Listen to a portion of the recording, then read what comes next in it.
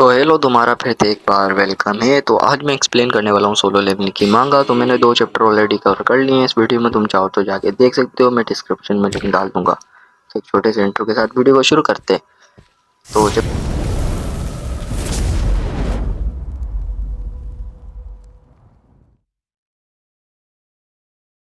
तो चैप्टर के स्टार्ट में हम देखते हैं गाड़ी है जिसमें कोई ट्रेवल कर रहा होता है और बोलता है कि स्वीट शायद तो ये भैया वांग दांग सुख और वो जिनचुल ये दोनों किसी चीज़ के ऊपर बात कर रहे होते हैं। तो वो जिनचुल बोलता है, तो क्या नाम है, वांग दांग सुख बोलता है कि मेरे भाई के फ्यूनरल का क्या हुआ। तो वो जिनचुल बोलता है कि हम उसकी बॉडी ढूंढ रहे हैं पर अभी तक हमें वो मिली नहीं है। तो हाँ, वो चिंचुल फिर से वांग दांग से पूछता है कि क्या तुम मुझे विजिट करना चाहोगे। तो वांग दांग सुख साफ बोल देता है कि भाई मुझे अभी किसी मरे हुए में इंटरेस्ट नहीं है, मुझे जिस चीज़ में इंटरेस्ट है वो अभी जो मेरे लिए पीछे छोड़ के चला गया है उसमें मैं उन 2 बंदों को ढूंढ रहा हूँ, और अगर वो अभी भी हंटर्स हैं तो मुझे फिर पता होगा कि वो कहाँ पर है। तो वो जिनजुल बोलता है कि साउथ कोरिया में तो काफ़ी सारे गेट है, तो आप उसको कहाँ ढूंढोगे।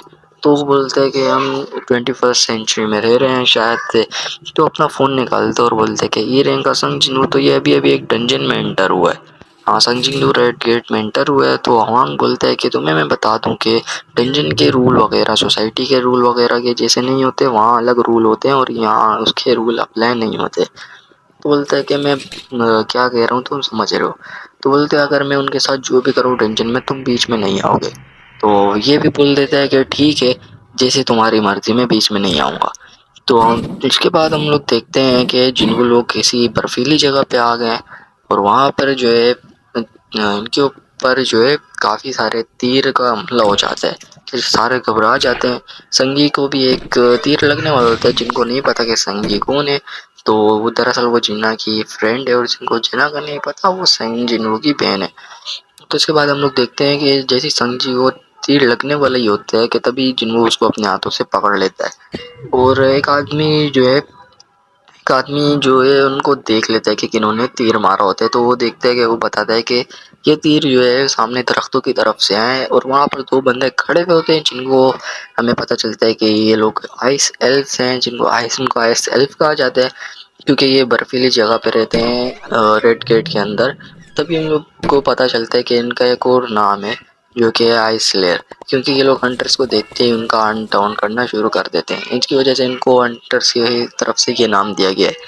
तो फिर इस गेट के पास एस रैंक हंटर बेक आ जाता है, सॉरी अगर गलत नाम ले रहा हूँ तो। वो बोलते हैं कि तुम्हें किसने कहा ये सी रैंक का डंजन है। तो एक आदमी भी होता है जो बोलता है कि हमें इन लोगों ने बताया, मैं सॉरी कंपनी का नाम भूल गया। तो बोलते हैं कि हमें इन लोगों ने बताया।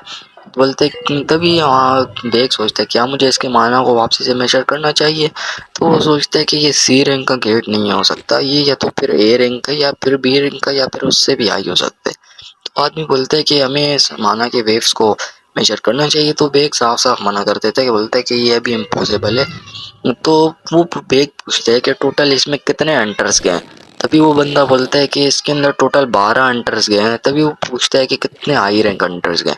तो बोलता है कि एक हाई रैंक हंटर है जो कि ए रैंक है और उसका नाम किम चुल है। और बोलता है तो बोलता है कि किम चुले और वही लीडर है और वही सारों को लीड कर रहा है, और साथ बी रैंक हंटर्स भी गए। तो बेग सोचता है अगर ये बी रैंक हुआ तो इसको 2 से ज़्यादा जो है 2 से ज़्यादा ए रैंक लगेंगे, और अगर ये ए रैंक हुआ तो एक एस रैंक और 10 सॉरी एक एस रैंक लगेगा और 10 ए रैंक हंटर लगेंगे। और अगर ये एस रैंक हुआ तो फिर ये एक इमरजेंसी होती, लेकिन यहाँ पर इमरजेंसी नहीं है। इसका मतलब वो सब मरने वाले हैं और बी रैंक वाले ही बाहर आ सकते हैं अगर वो लगी रहे तो। तभी वो बंदा बोलता है कि एक और बंदा भी अंदर गया जिसके ऊपर मेरी काफ़ी दिनों से नज़र थी। तो वो एक पूछता है कि उसकी रैंक क्या है। तभी वो बोलता है कि उसकी रैंक एक ई रैंक हंटर है। तो हम जिन को देखते हैं जो कि सोच रहा होता है कि ये सारे वीक हंटर्स को पहले टारगेट बना रहे हैं, अगर मैं 2 महीने पहले यहाँ तो ये एरो मेरे को भी लग जाता। भाई यहाँ जिन्हों का एक अलग ही लुक देखने को मिलता है। जिन्हों गुस्से में बोलता है कि मैं तुम्हें अपने हाथों से मारूंगा मारूंगा, और वो लोग भी चले जाते हैं, आई सेल्फ वगैरह लोग भी चले जाते हैं। तो एक बंदा बोलता है कि शायद ये लोग हम लोगों को देख के खुश नहीं है। तो भाई मैं इससे एक ही बात बोलना चाहूँगा, तू मुझे बता कि तू अपने पप्पी के घर पे आया हुआ है जो तेरे को देख के वो लोग खुश हो। तो क्या नाम है, इसके बाद हम लोग देखते हैं कि वही एयर एक हंटर केमचुल बहुत सारों को बोलता है कि तुमने देखा है कि हम अभी एक ए रिंग रेड गेट के अंदर आए तो बोलते हैं कि अभी हम लोग यहाँ फंस चुके हैं, यहाँ से कोई अंदर नहीं आएगा और जब तक हम मर नहीं जाते या फिर टेंशन ब्रेक नहीं हो जाता। तभी वो बोलते हैं, तभी सांगी बोलती है कि जिन्हों को बोलती है कि ये जो है रेड गेट क्या है। तभी जिन्हों बोलता है कि रेड गेट एक ऐसा गेट है जो हमें दूसरे डायमेंशन के साथ जोड़ देता है और हमें उधर ट्रांसपोर्ट कर देता है, मतलब अलग ही तरीके से। तो क्या नाम है, इसके बाद हम लोग देखते हैं कि ये चैप्टर यहाँ ख़त्म हो जाता है। अगला चैप्टर शुरू होता है जिसमें हम लोग देखते हैं कि ए रैंक का जो है वो अपना इंट्रोडक्शन करवाता है। वो बोलता है कि मेरा नाम किमचुल और मैं एक ए रैंक हंटर हूँ। तो वो बोलता है कि अब हम सबको पता चल गया है कि हम एक ए रैंक के अंदर एंटर हुए हैं और हमारा यहाँ से बचकर जाने का कोई चांस नहीं है, और है भी तो वो बहुत ही कम है, और मैं तुम सबको तो प्रोटेक्ट नहीं कर सकता। तो हम लोगों को दो टीम बनानी चाहिए, हम लोग अलग अलग जो है अलग अलग जाएंगे। तो ये सुन के जिन्हों शॉक्ड हो जाता है और किम जोंग बोलते हैं कि अगर कोई मेरी टीम में नहीं आना चाहता तो मैं यह डंजन अकेले ही क्लियर करूँगा। भाई तू मेन कैरेक्टर भी नहीं है और ना तो कोई बड़े रैंक का है, तो ए रैंक का है, ठीक है। तो उसके बाद हम लोग देखते हैं काफ़ी सारे लोग उसके साथ जाने के लिए तैयार हो जाते हैं, मगर वो जो है सी रैंक से नीचे के मना कर देता है और बोलता है कि रेड गेट के अंदर का एक दिन बाहर के 1 घंटे के बराबर होता है। तो अगर जैसे तुम जैसे वीक हंटर्स मेरे साथ आएंगे तो हम बॉस को हराने में 1 महीना लग जाएगा, और कमज़ोरों को दिक्के देकर निकाल देता है और बोलता है कि तुम मुझ पे बोझ बनोगे।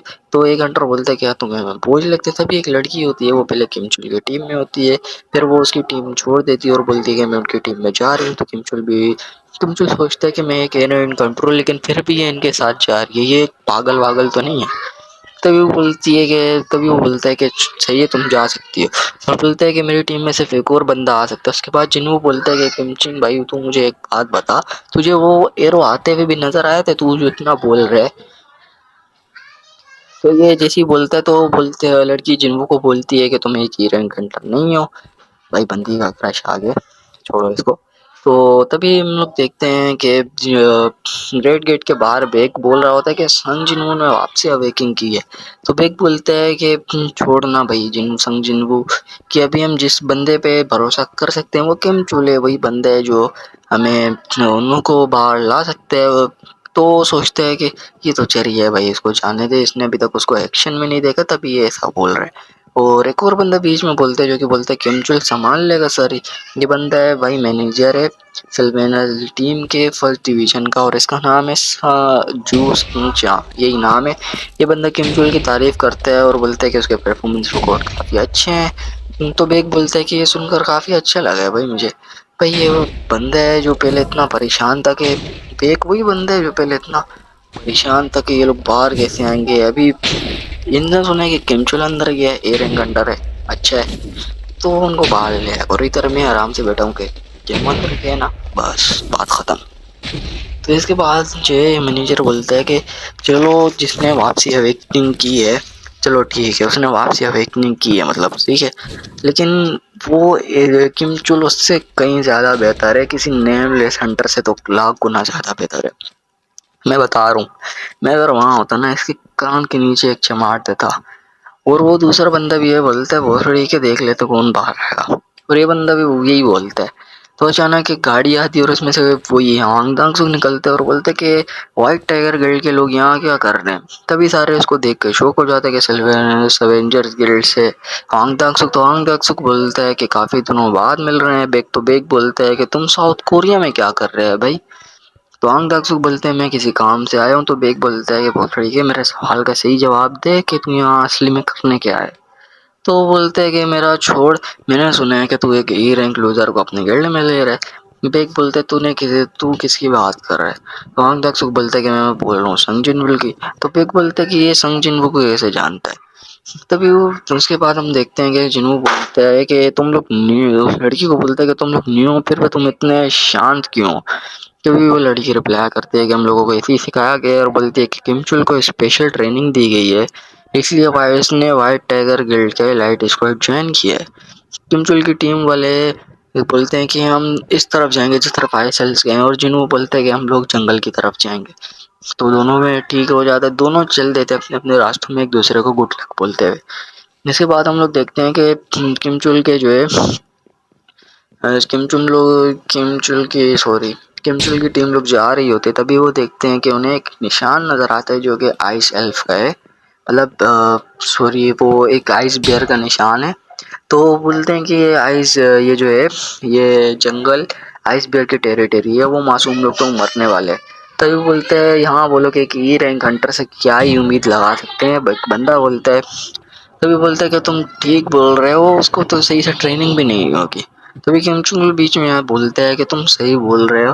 बोलते हैं कि उसके साथ सी रैंक और बी रैंक हंटर भी है, तो मैं उसको उनका लीडर क्यों मान रहा हूँ। छोड़ो जो भी है, वो लोग मरने वाले हैं, अभी हमें अपने प्लेन पे ध्यान देना होगा। तभी वो बोलते हैं कि it's time for a battle. हम लोग बाहर देखते हैं कि जहाँ हम लोग बाहर देखते हैं कि आंग दांग सो बोलते हैं मुझे यकीन नहीं हो रहा है, इतना रास्ता तय करने के बाद मेरे दरमियान की रेड गेट आ जाएगा। तभी वो बोलता है कि ये सारे जिंगों के पीछे ही क्यों पड़े हुए हैं, और इसके साथ ये चैप्टर भी खत्म हो जाता है। तो आज की वाली वीडियो के लिए इतना ही, मैं मिलता हूँ तुमसे नेक्स्ट वीडियो में, तब तक के लिए गुड बाय।